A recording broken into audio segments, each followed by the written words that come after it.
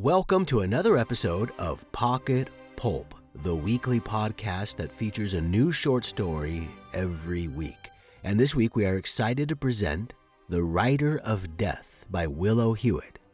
Willow is a writer who specializes in short horror and thriller stories that are strange and unusual, and you can read them for free on Facebook. Just go to Facebook and search Stories That Spook. Willow is also currently in the process of writing and editing her novel called Past My Time, which is going to be a YA series, and it will be published next year. So be sure to check that out. You can also follow Willow on Twitter at Willow Hewett and on Instagram at Willow Hewett 1995. And I'll make sure to put all those links in the notes. Okay. If you're enjoying Pocket Pulp, and I hope you are, please share, rate. All that stuff really helps, the subscribing, the sharing, and all that. Anyway, let's get into it.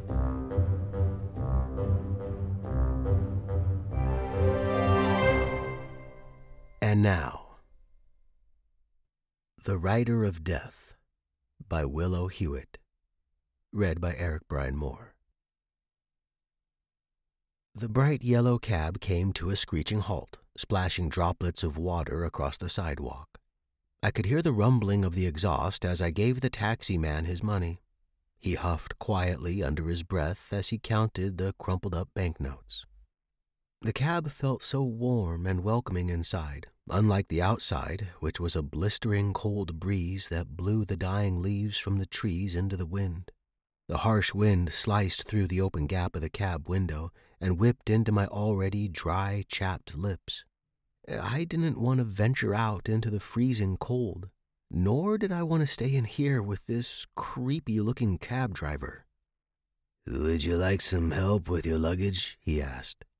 His voice sounded so crackly, like dead leaves. He wore an old baseball cap on his head, which covered up his graying hair. He wore stained, baggy clothes, making him look unkempt and shaggy. "Yes, please," I murmured under my thick woolen scarf. He nodded slowly, heaving his podgy body out of the cab, and hobbled round to the boot of the car. I could hear him grunting to himself as I got out and joined him round the back to retrieve my luggage from his grasp. Crunchy autumn leaves lined the sidewalk, some slightly wet from the rain that had poured down from the evening before. "Is this your new home, then?" the cab driver huffed. "Yes, it is. It's a shared house. I'm saving up for an apartment here, so for the time being, this will have to do," I said, whilst looking up at the old building. The three-story building looked quite weather-beaten, but somewhat dilapidated. It was particularly beautiful, yet dark and hulking. The building was of a dark gray and stood out from the rest of the apartments that were attached to each side. The windows looked narrow and dingy, with a slight balcony sticking out from each one, surrounded by an old, gnarled iron railing. The roof was full of stone slates that joined up into the middle, making an unusually high point for this type of building. I could see a small chimney sticking out from the side of the roof, emitting a dark, blackening smoke, which was quickly dispersing into the chilly wind. The last of the sun rays glinted off the small attic window that loomed above us. It was as if someone had pulled a quirky-looking building out of a bohemian Gothic painting and plonked it straight in the middle of a modern-looking street. A wooden plaque which was attached above the door stated, "Built in 1888" in faded gold letters. Two dark gray pillars stood before the large black wooden door, with a huge iron knocker attached to it. A shiny gold postbox on the front door stood out from the bleak colors of the building. It looked abandoned, yet well kept, as if it was a snippet of history caught in time. This was 1988, so it was very weird to see a house like this still standing, as a lot of them were pulled down to make room for tower blocks. "I didn't know that this building was occupied again," the cab driver stated. "Well, I hope so, otherwise we have the wrong house," I laughed nervously. Better make sure before I drive off, as there isn't a telephone box for a few blocks, he warned. I nodded and made my way up the narrow, gravelly path and onto the stone steps that led to the front door. I grasped the large front door knocker and slammed it down as hard as I could. I could see a dark silhouette appear from behind the frosted glass pane of the door whilst I waited outside in the freezing cold weather. "Come in," a woman's voice shouted from behind the door. I pushed the door open with little effort and walked in slowly. An eerie feeling crept its way up my spine as I made my way into the large open lobby. The inside of the building looked just as gothic as the exterior outside. There was hardly a shed of color throughout the room apart from different tones of gray. An old chandelier hung low from the ceiling, casting a warming light across the large lobby. A large set of winding stairs was situated in the back of the lobby that must lead to the first floor. The stairs were of a shiny white marble with a sleek-looking banister on each side. A large black wooden mirror occupied most of the wall at the back, which bounced back the light that came through the window from the front door. Onto my left was a doorway leading into a room that looked like a dining room, and to my right there was another door which was shut.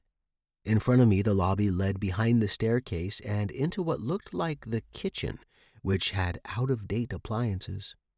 It felt as if I had stepped back in time, with a mix of all sorts of eras jumbled up into a house. I looked around whilst admiring the vintage beauty of the place, but I also couldn't help but think how strange and unusual this place looked. I did not like the feeling of the house at all. It was as if my senses could pick up something that my eyes could not see. And where did the person behind the door go? They could not have moved that quickly without me noticing them. A young woman with brown, pin-curled hair appeared at the top of the landing with her arms crossed. She wore bright red lipsticks and winged eyeliner to show off her elegant face. She pouted her big lips while staring at me suspiciously, and I had noticed that she was dressed in clothes that were 30 years out of date. I looked down at the vibrant mix of bright colors that I wore and noticed how different our styles were from each other. "Who are you?" she demanded. "My name is Sarah. I'm the new tenant of room 5, I replied. "You're a week early," she stated. "But never mind, as you are here now." I stared at her confused, as I knew that this was the right date that she had stated in her letter that I had received from her a few weeks ago. "I shall be leaving now," the cab driver said, whilst dumping my luggage into the main entrance of the house. He didn't wait for a reply and walked off towards his cab, glancing over his shoulder once with a look of concern etched onto his face. "Shut the door. You are letting the heat out," the woman moaned. I did as I was told and slammed the door shut behind me. "Are you the lady I spoke to over the phone?" I asked. "I am," she nodded. "So, you already know that the first month's rent is free, and then after that you will pay by cash to me or Elizabeth, who is in room 1 at the very top of the second floor." "That is fine," I muttered. "Depending on how long you will stay here for, you may only see Elizabeth a few times, as she keeps to herself and does not mix with the other ladies who also reside here. All you need to do is slot the rent money underneath her door in an envelope with your name on. You already know my name, so there's no need for me to introduce myself," she explained. The eerie feeling that I had felt started to return again as I stared up at Maria whilst remembering what the cabman had said earlier about no one occupying this house. Maria had stated in her letter that she and a few of the other tenants had been living here for a while, so why would the cabman say that he didn't realize that this place was occupied again? Nothing made sense, and it felt like the cab driver knew something about this house that I didn't know of. It was as if he didn't want to say anything, and he left pretty quickly afterwards. I didn't like the feel from Maria or from my new home, but I knew that I could not back out now, as this was the cheapest place I could find within my budget. "I shall show you to your room," she said. motioning for me to follow her. I picked up my luggage and struggled my way up the stone marble stairs that led to the first floor. A large hand-drawn painting of a pretty woman dressed in a purple Victorian dress was hung up just outside my room. There was a small wooden plaque underneath the painting that stated, Elizabeth, 1860 to 1888. Underneath the painting was a small table that held a large gold and black vase with fresh blue roses soaking inside. I didn't think you could get blue roses, but here they were, sending a splash of color throughout the hallway. "Who is the lady in the painting?" I asked Maria. She stopped in her tracks and looked at the painting with admiration. "That is Elizabeth. She is a relation of Room 1. This house was owned by her, and she was also a writer." Maria smiled and stroked the painting lightly with her fingers. After a few seconds, she stepped away from the painting and took out a bunch of old-looking keys from her pocket. "You will have your own key, which will be given to you later. The room is all yours, and you can also use the facilities downstairs, but I must ask that you clean up afterwards. Dinner is at 6 p.m. sharp," she said whilst unlocking the room. "So we all have to eat together?" I asked. "Didn't you receive my letter of instructions before you came here?" she questioned, raising her eyebrow. "I thought that was a joke," I replied. She shook her head slightly and opened the door. "No, Sarah, that was not a joke. My instructions were quite clear before you agreed to rent this room. We shall all eat dinner together at 6 p.m., cooked fresh each day by Room 2. I am the designated one to collect the groceries from the front porch when they get delivered weekly. If you have any special requirements, then please don't hesitate to talk to Room 2. The laundry is done each week by Room 5, which is you. Room 1 is always the one to sort out the bills, which is Elizabeth. Room 4 is also a newbie too, but her job is to keep the garden out the back tidy. Room 6's job is to maintain the property. I could go on with the other roommates, but you get my gist. I have written all this down for you. Do I need to write it out again?" she warned. "No, you don't need to," I murmured. "Good. We all have our chores to do, Sarah, so it makes sense for each of us to be designated to one chore each," she explained. "I suppose it makes sense," I replied whilst looking around my new home. The room looked quite large, with a master four-poster bed situated in the middle, entwined with purple fabric that had been tied with gold rope around each post. There were 2 antique-looking wooden bedside tables by each side of the bed, with identical porcelain lamps resting on top.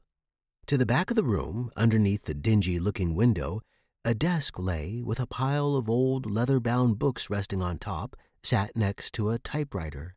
Heavy purple fabric curtains had been tied with more gold rope, which framed perfectly around the window.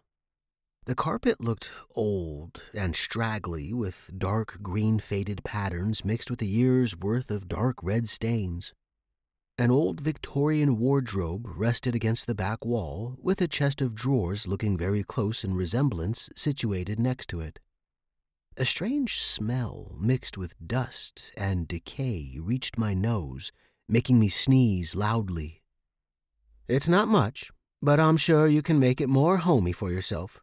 Every room has been provided with a typewriter, as every tenant that resides here is a writer." She smiled sweetly and started to walk out of the room before she turned and added, "I have a word of warning to you, Sarah. The front door will be locked from 9 a.m. to 8 p.m. as we allow no visitors here, nor do we allow people to come and go as they please." "What if I need to go out?" I asked in shock. "This is Elizabeth's instructions, Sarah, not mine. This was all stated to you in a letter before you accepted the room to rent.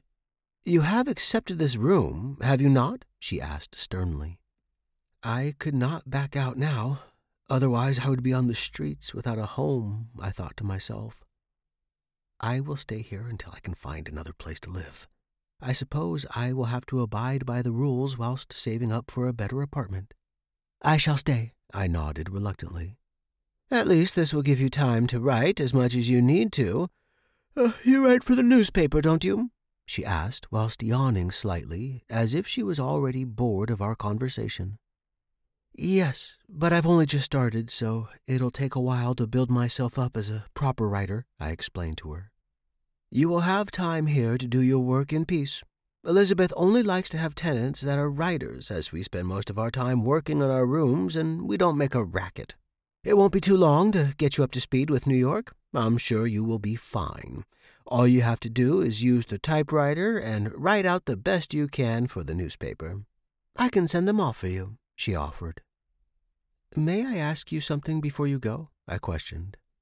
"Why are there so many rules here?" "The lady of the house likes to have order, and if you are so serious about writing for a living, then the rules would not matter to you," she said. I was taken aback and didn't particularly know what to say back to her. "So I have to abide by every rule that this woman that I haven't met has made?" I protested. "If you want to live here, then yes, you do. Anyway, dinner is at 6 p.m., so I will see you then." She shrugged her shoulders and walked out of the room, leaving the room in total silence. Something seemed very strange with this place, and I really didn't like the feel of it at all. Maria was a very strange character indeed, but not as strange as what I've learned about Elizabeth. I hoped that there was one normal person here who would show me a little kindness. I sat down onto the edge of the bed and sighed loudly. This was not what I had imagined of coming to the city. I thought that I would have a sleek, modern apartment where I could use my time to write as much as I needed and to go out when I pleased. Being here was like being at summer camp when I was younger, with curfews and not being able to go anywhere without adult supervision. This was the 80s, and the time of keeping women at home was changing rapidly for the better. We had jobs now, and we could basically do what we wanted, but this place was as if it was stuck in time. "Hello?" a voice called out from the hallway. "Can I help you?" I asked. A girl's head appeared around the corner of my door, smiling. She had bleached blonde straight hair with a long oval face. Her big blue eyes were the first feature that I had noticed, as they were the color of the deep blue sea. She looked very tall and slender as she walked into my room. She could be classed as a supermodel, especially with the stylish clothes that she was wearing. At least her clothes looked more modern and up-to-date than Maria's. "You must be Sarah. My name is Megan, and I moved in here a few weeks ago," she introduced herself. "So you must know more than I do about the rules here, then." I laughed lightly. She nodded, giggling, and came closer into the room whilst shutting the door behind her. "There are so many rules that I have forgotten most of them," she said. "What do you make of the place?" I asked, intrigued. Her smile disappeared in exchange for a look of concern. "Well, to put it quite simply, this is the weirdest place that I have ever lived. The roommates are nice enough, but are quite weird, and everything in this place is an antique," she explained. She came in and sat down beside me on my bed. "That's what I was thinking, too. Even the phone downstairs is ancient," I muttered. "I know, right? It's totally weird, but it'll have to do for the time being," Megan added. "What do you think of the front door being locked?" I asked. She glanced sideways at me with a stern expression. "That is the worst part about living here. I suppose it does help me write more, but it also feels as if we are in prison as well," she said. She got up from the bed and looked out of the window to the street below. "I don't understand why there are so many rules." I sighed loudly. "The rent is cheap, though, so it does give me time to save up for another place. The only thing that annoys me is I have to type everything out on a typewriter and then give it to Maria to be sent off. We are not allowed to use the phone downstairs until after 8 p.m., and if we need to search for any information for our writing, then we have to ask Maria to be able to go into the library downstairs to use books. The books are so out of date that there is no point in using them. Some of them even date back to the early 1900s. The front door is locked, so we can't even go to the public library." She moaned whilst tracing her finger along the typewriter. "How long have the others been living here for?" I asked her. She turned to face me and shrugged her shoulders whilst leaning herself against the desk. "Apparently, they have been here for years, and they love it here. I can tell that Maria hasn't left this place for ages, as her style is so out of date. The girl in room 2 still wears clothes from the 1920s. She then added, "Do you want to know what the weirdest thing about this place is?" I nodded and joined her at the window. "Ever since I moved here, I have been having nightmares each night about the stories that I write coming true. It's totally weird. And the dreams are always so vivid as well," she explained. "That is weird. I would not want to dream about my stories, as even though I write for a newspaper, I also write short horror stories as well," I laughed nervously. "That's what the genre of my stories is as well. They're a mix of horror and thriller. That's why my dreams are so scary, and they seem so real," she muttered underneath her breath. "I suppose we will just have to save up and then move again, as I don't want to stay here. This place is already giving me the creeps," I replied. "Exactly. We shall just have to deal with the weirdness of this place for the time being. I may even add this place into one of my horror stories." She giggled loudly. "That's a good idea. I may join you on that one." I laughed with her. Megan looked at her watch and gasped. "We need to go downstairs for dinner. If we are late, then Maria can get quite upset about it," she squeaked.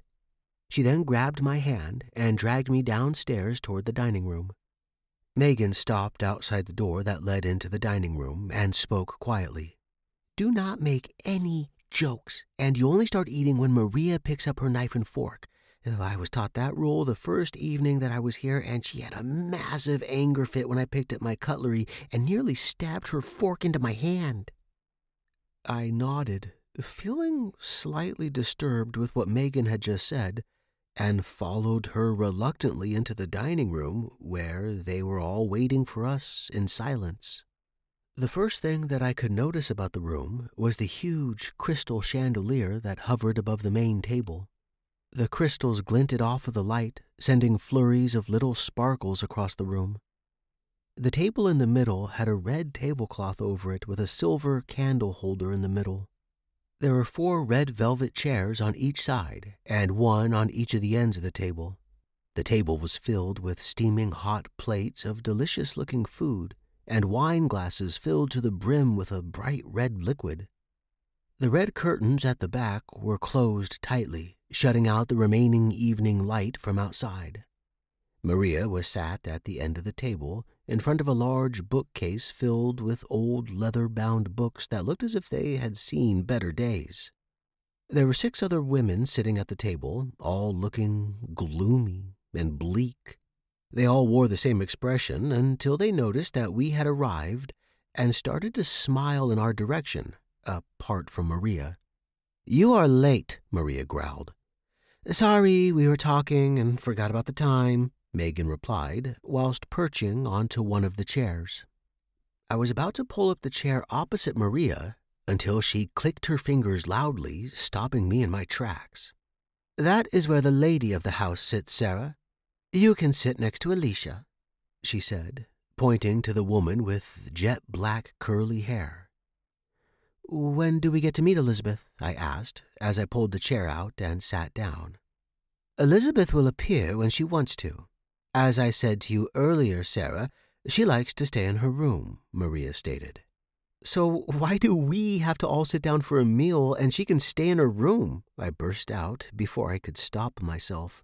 "Because she is the lady of the house and she makes the rules," she said through gritted teeth, whilst glaring at me from across the table. Megan kicked my leg underneath the table to stop me from talking any more. "Pick up a plate and thank our good chef for the delicious meal," Maria commanded. I did as I was told and picked up the plate that was sat the nearest to me. I remembered what Megan had said and waited for Maria to pick up her knife and fork. "You may begin," Maria stated whilst picking up her cutlery. My stomach grumbled loudly as I shoveled the first forkful of food into my mouth. The rich flavors exploded inside, sending off an earthy vibe from the food. It tasted tangy, yet smoky, making me want to eat more. I shoveled another forkful in, and then another as if I couldn't get enough of the flavor. "I suggest you take a drink before you choke," the lady spoke up next to me. I agreed with her and took a large swig of the red liquid inside my wine glass. It tasted fruitier than red wine, but it was still very delicious. "This is amazing," I said. Maria looked up from her plate and smiled meekly. "Jean is our cook, so thank her," she advised. "Thank you, Jean. I've never tasted anything like it. The food is lovely," I replied. A small smile escaped Jean's lips as she lifted her glass for a toast. "To our new tenant," she announced. The others also raised their glasses and chorused together, "To our new tenant." My cheeks grew red with embarrassment as I lifted my glass, joining in with the toast. "Where's Daisy? Shouldn't she be here too?" Megan asked. "Daisy left first thing this morning," Maria declared. She would have told me if she was moving out," Megan went on. "She wouldn't just get up and leave without saying goodbye." "Daisy had a job opportunity in the next city, so she had to leave as soon as possible," Maria responded quickly. "Did she leave a number?" Megan pressed. Maria slammed her hand onto the table in frustration, sending a shiver of shock through all of us. "No, she did not leave a number, Megan. She left and took all of her stuff with her this morning. Maybe she didn't say goodbye to you because you both may not have been as close as you would like to think." She smirked. I don't know how close you could be, especially if you were sleeping with them," Megan spat back. Maria dropped her fork onto the plate in shock. Her face turned to a ghostly white as she just stared at Megan from across the table in disbelief. "That type of behavior is not allowed in this house. Make sure that it doesn't happen again." Maria glared at her with cold, foreboding eyes. "There wasn't anything stated in the rules about it. Besides, she would have left a number for me and would have said goodbye instead of just disappearing like that," Megan stated. "That's enough. She has gone, so deal with it," Maria screeched loudly. The room fell into a hostile silence, and no one decided to speak for a good few minutes, until Maria clinked her glass with her fork. "After dinner, we shall all retire to our rooms to carry on with our writing. Any finished work should be handed to me first thing tomorrow morning," Maria spoke firmly. She pushed back her chair and stood up. Her plate looked only half-eaten, and her glass was left untouched. She bowed down and did a little curtsy before promptly leaving the room without saying another word. "I don't believe that Daisy would just leave like that. She would have left me a goodbye note or something," Megan whispered to me. "What do you think happened?" I whispered back. "I'm not sure, Sarah, but this place is starting to give me the creeps. We need to check out her room to see if Daisy did take all of her belongings like Maria stated," Megan hinted. "We need to get the key to her room," I nodded in agreement. "Maria has a copy of all the keys in the house, so all we need to do is sneak into her room and grab them. Are you up for that?" Megan dared. I was already starting to get a bad feeling about this plan, as it sounded so easy, but I had a strong feeling that Maria was a light sleeper and it could go terribly wrong. "What if we get caught?" I asked. "We won't get caught if we tread carefully, Sarah. We shall do it tonight, as I don't think that I could wait until tomorrow," Megan pleaded with me through her eyes. "Okay, fine," I reluctantly said. We both got up from the table and left the other girls chattering away to each other, not noticing that we had both left. "So, the plan is that we sneak into her room whilst she is sleeping, grab the keys, and then unlock Daisy's door. We then put the keys back where we found them so she won't notice," Megan instructed. "What if her door's locked?" I questioned her. She shook her head, disagreeing, and headed up the stairs to the first floor. "She doesn't lock her door during the night. She only locks it if she's not in there," she replied. "I'm starting to panic already, Megan, and we haven't even started yet," I stammered.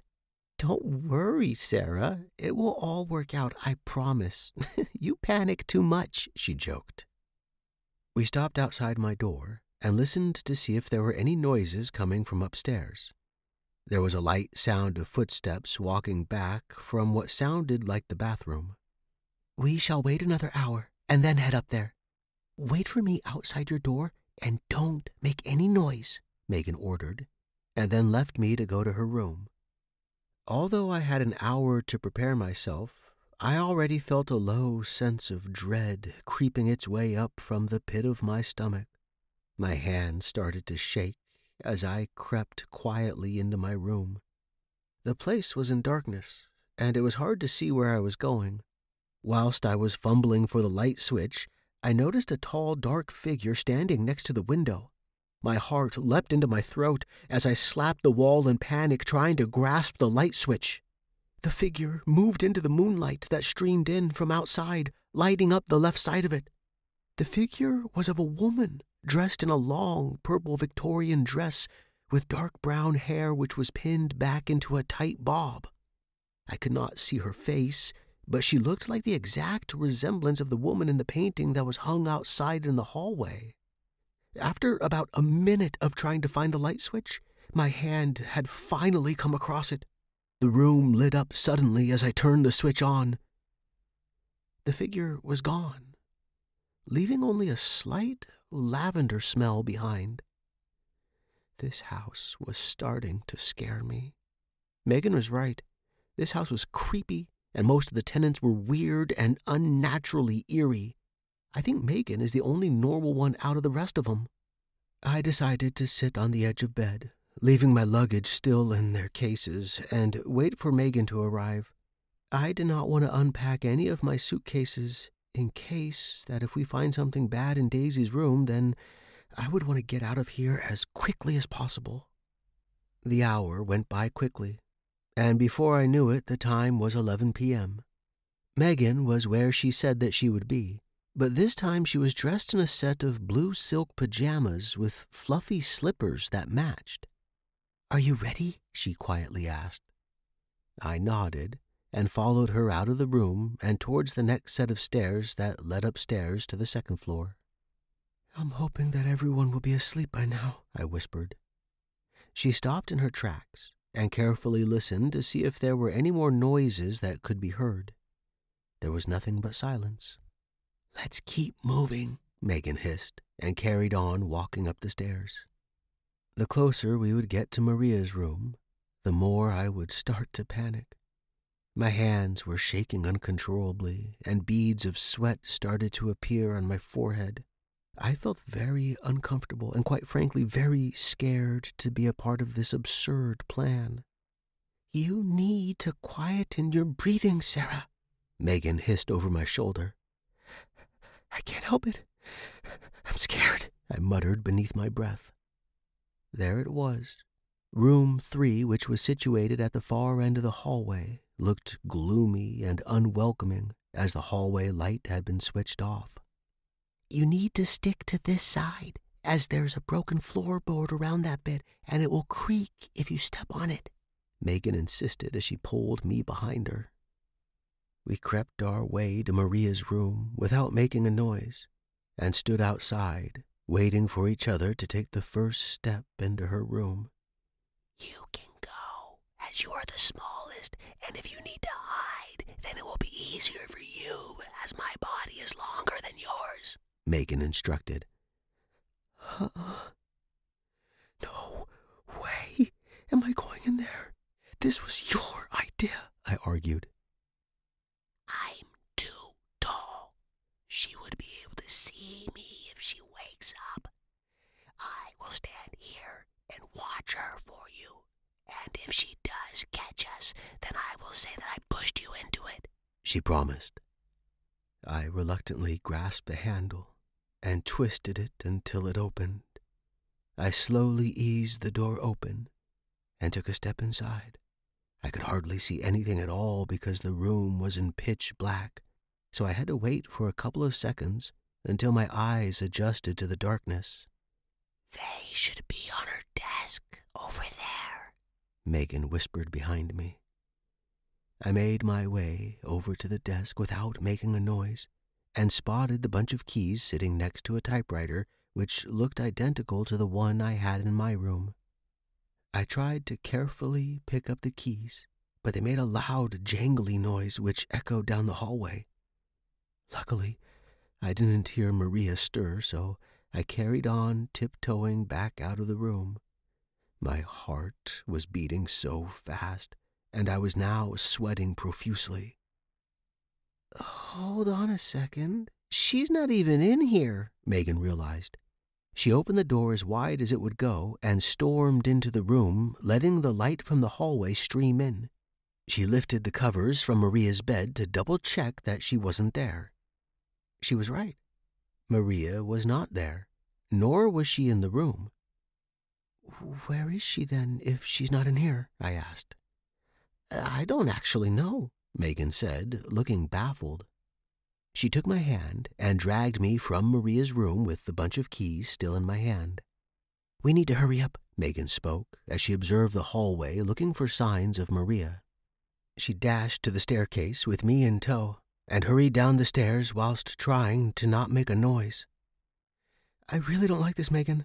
I need a wash because I am sweating so much. That is how uncomfortable I feel with this whole situation," I pleaded with her. She stopped in her tracks and turned to face me. She had a look of fear etched onto her face, and her legs were violently shaking. "To be honest with you, Sarah, I don't like this situation either, but I must know if Daisy did leave with all her belongings. Something doesn't add up here, and I want to know what actually happened to her," she whispered. "I suppose you are right, but let's do this quickly, please," I complained. She agreed, and then carried on tiptoeing to Daisy's old room, which was situated across the hall from her own room. "Which key is hers?" I asked, whilst holding them up in front of her. "I'm not sure. We'll have to try all of them until we find the right one," Megan said, shrugging her shoulders. I knew this was a bad idea. I should have listened to my instinct and kept out of it. I would have been snuggled up in bed by now asleep, but instead I am outside a girl's room that I don't even know, like a detective trying to find clues. "This is ridiculous, Megan," I scolded her. "Just hurry up as I can hear footsteps coming from upstairs," she panicked. She was right, and they were heading straight towards us at a rapid speed. I hastily put the first key in the lock and turned it, but there was no click. I then tried the second key, and that too was not the right key either. "Go faster," Megan hissed. The footsteps were now heading downstairs, and were getting closer and closer with every passing second that I was trying to unlock the door. My hands were shaking so much from panicking that the key slipped through my fingers and jangled to the floor, making a loud thump. Megan pushed me out of the way and grabbed the keys. She jammed each key into the lock until one of them clicked. "Who's there?" A woman's voice, which sounded like Maria's, called out. "Get in there, quickly," Megan spluttered, whilst shoving me violently into the room whilst closing the door quietly behind her. She locked the door, and then gave me the keys to hold.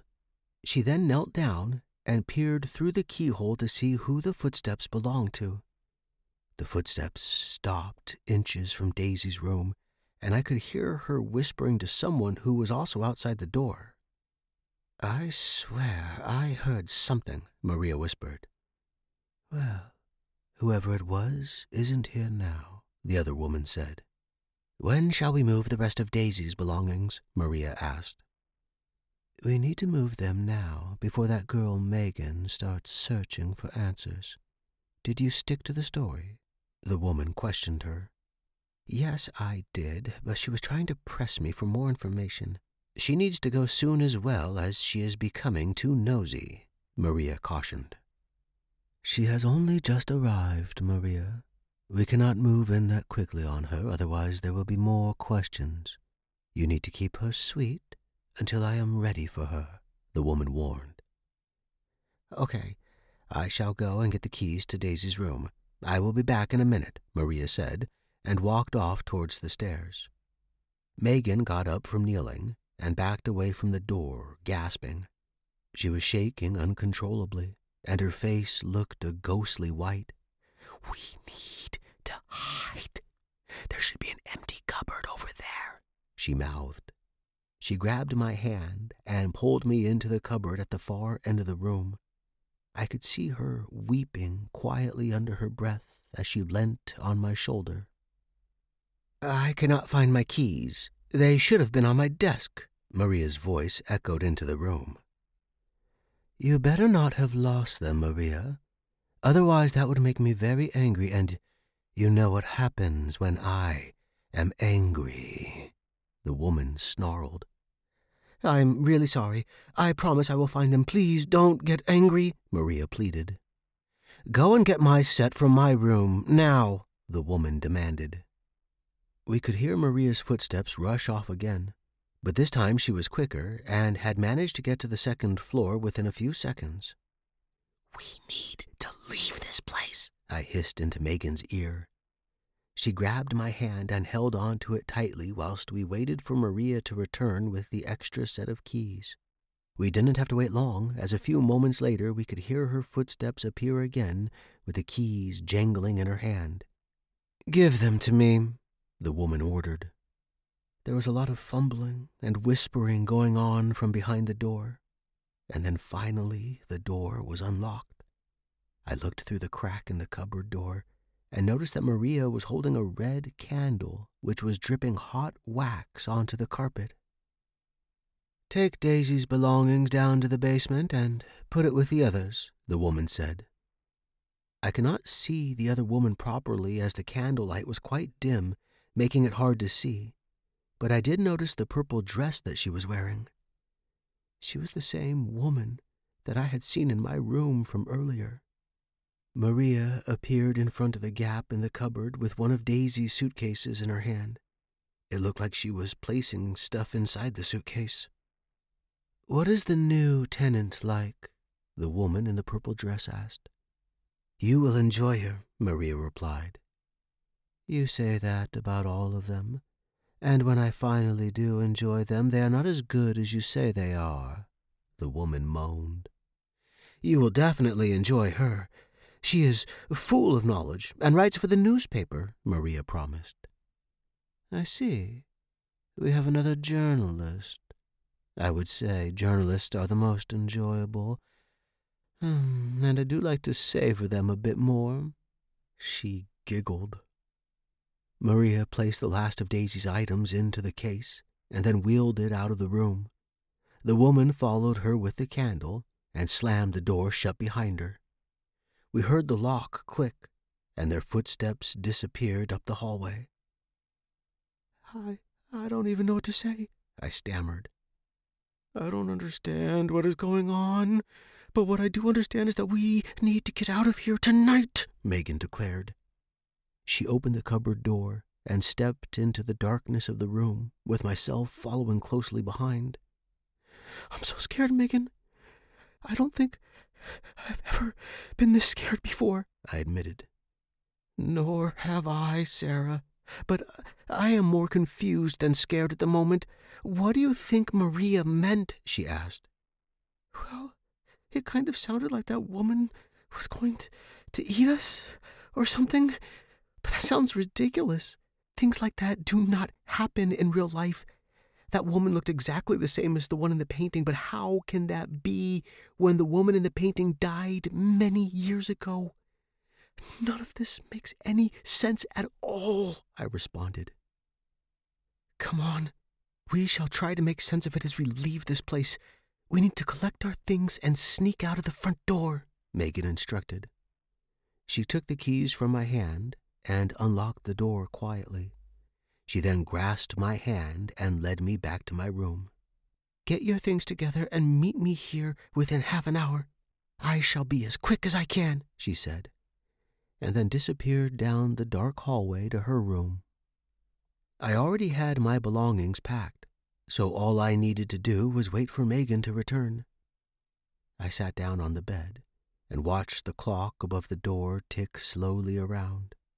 The fear inside felt so overwhelming that I realized I had slightly peed myself from earlier. Changing my clothes would just have to wait. I just need to get out of here, and I don't care if I sleep on the streets tonight, as long as I am away from this place. Time seemed to shift slowly. My eyes started to close with exhaustion, and my body started to feel more sluggish as I waited for the half an hour to be up. Without realizing it, I had accidentally fallen asleep on the edge of my bed. By the time that I had awoken, it was daylight, and I could hear the house come alive with voices and footsteps coming from the other tenants. I had woken up in a sweat, trying to shake the nightmare from my thoughts as I sat up, still in my clothes, bleary-eyed and confused as to why I was here. The dream that I had, or should I say nightmare, was about the woman in the purple dress standing over me, just staring for a while, and then reaching out, her pale hands wrapping themselves around my neck, trying to choke the life out of me. Wait, where's Megan? I should have left last night with her. I sprang up from my bed and raced towards her room. Her door was slightly open, so I crept inside, and whilst looking around her room, I noticed that all her belongings had gone. There was no trace of her. Her room was empty of her and her belongings. Did she manage to escape? She would not have left me here alone, nor would she just go without saying goodbye. She would have come for me unless she was taken, like what happened to Daisy. I needed to know. I needed to find out. I ran downstairs, taking them two at a time until I bumped straight into a shocked-looking Maria, nearly knocking her down in my hastiness. "Where are you going in a hurry?" she asked. "I want to know where Megan is. I have something of hers that I need to return to her," I lied. She shook her head. She had packed up her stuff during the night and left, leaving the front door wide open. "Why?" I questioned. She shrugged her shoulders. "I have no idea, Sarah, and if you don't mind, I have some work I need to be doing. So do you," she warned. "I demand to know where she is. She would not just leave like that." I raised my voice, loud enough for the other tenants to hear. She glared at me. "Get out of my way. I have a lot of work to do." She pushed past me, nearly spilling her cup of coffee as she went by. The pile of stuffed envelopes she had under her arm dropped to the floor, spilling their contents all over the stairs. "Look what you have made me done," she screeched. "I'm sorry," I muttered, and picked up her letters. I noticed Megan's name on one of them and held it up to her. "If Megan has gone, then why are you harboring her letters?" "I will mail them to her when I find out her new address," she said simply. "You just said that she left suddenly in the night. So how will you find out where she has gone if she did not leave a forwarding address?" I demanded. She looked down at the other tenants that had now gathered around the scene, watching our argument with eager eyes. "You are asking too many questions, Sarah," Maria glared. "It is a shame, as you have only just arrived here." "Where is Megan?" I demanded. She stared at me, her dark brown, almost black eyes boring into mine. "She's a part of her now." I looked at her, confused. "What on earth is that supposed to mean?" She glanced at the door to room 1 nervously. "Take her to room 1. The others moved forward in haste, and I was grabbed from behind by 3 of the tenants, whilst Maria shook her head in pity at me. She stepped out of the way and let the others push me forward with force, making me stumble and smacking my head onto the marble steps. Pain seared through my forehead, making me disoriented and confused.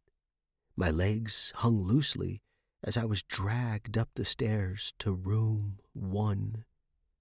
They dropped me, and I fell into a heap on the floor outside the door. Maria tapped lightly on the door and then stepped back. The door slowly creaked open, revealing a room full of darkness, even though it was light outside. "What's in there?" I stammered, getting up. "She doesn't like to be kept waiting," Maria cautioned. I touched the cut on my forehead from the impact of the fall and realized that there was blood dribbling down my face. I looked into the room. "It's total darkness in there. I won't be able to see a thing." "That's how she likes it," Maria stated. She shoved me into the doorway and slammed the door behind me, locking it so I couldn't get out. I banged onto the door with my fists, shouting and screaming at them to let me out. But it was no use. They were not going to let me out. I could hear a heavy breathing coming from behind me. I stood, frozen to the spot, unable to turn around. I couldn't speak, nor could I move. I could feel the blood draining from my head and fingers as the heavy breather moved closer to me. I let my eyes adjust to the darkness and slowly turned around, with my heart thumping loudly within my chest. There, before my eyes, was a flash of a purple dress coming straight towards me. Thank you for joining us again this week. I hope you enjoyed The Writer of Death by Willow Hewett. To get more from Willow, check her out on Twitter at Willow Hewett, Instagram at Willow Hewett 1995, or on Facebook, Stories That Spook. And again, all of those links are in the notes. If you're a writer and you would like to have your story featured on Pocket Pulp, just shoot us an email at pocketpulpsubmission@gmail.com. And be sure to follow us on Facebook, subscribe on whatever podcast server you like or on YouTube, and tell all your friends. My name is Eric Brian Moore, Eric with a C, Brian with a Y. You can follow me on Twitter at Eric Brian Moore or check out my website, ericbrianmoore.com. The music by Blue Mount Score and Eternal Producer from Pixabay.